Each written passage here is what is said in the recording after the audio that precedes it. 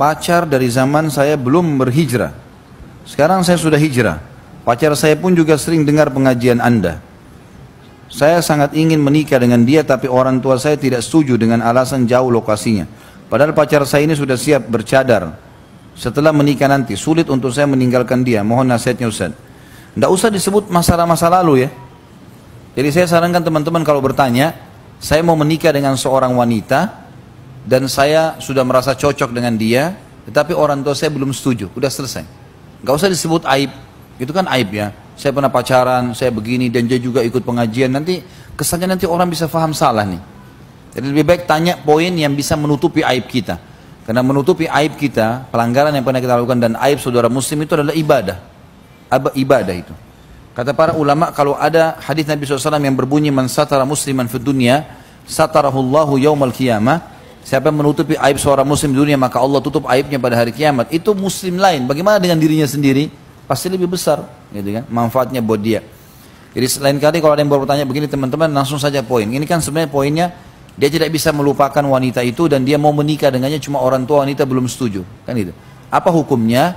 Atau apa yang saya harus lakukan?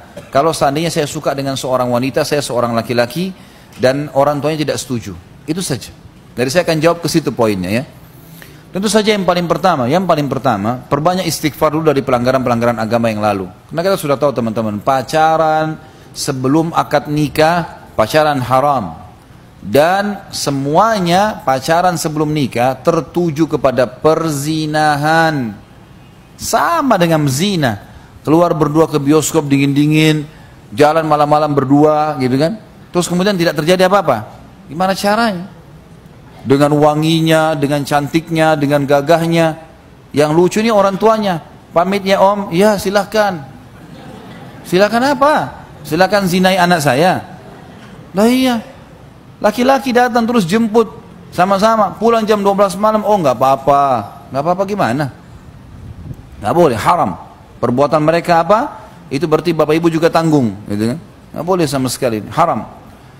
Semua tujuannya ke zina. Maka istighfar dulu. Silakan pacaran sampai capek setelah nikah. Sampai capek. Hamil 2 kali 3 kali nggak apa-apa. Punya anak banyak, pahalanya banyak. Hah? Pacaran deh. Mau pegangan, mau ciuman, mau ke hotel, mau safar, fadhal silakan. Akad nikah, lamar baik-baik. Baik.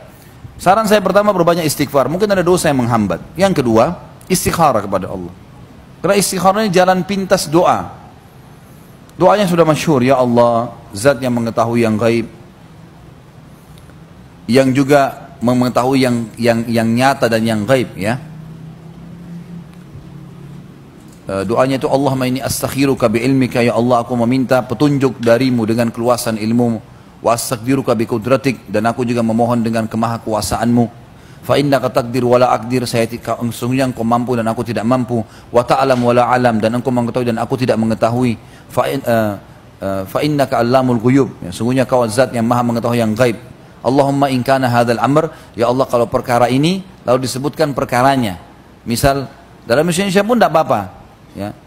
Kalau kita sudah baca doa istikharanya, pegang buku doanya, baca, kemudian pas dikatakan, ya Allah kalau perkara ini, sebutin pernikahan saya sama fulana baik buat saya, khairun li fi dini wa dunyaya wa ma'ashi wa akibatu amri, baik buat saya dalam agama, dalam urusan dunia, dalam kehidupan saya, masa depan saya nanti, faqdurhu li, takdirkanlah itu buat saya, wa yassirhu li, mudahkanlah buat saya, thumma raddini bih, ya kemudian buatlah saya ridho dengannya, gitu kan.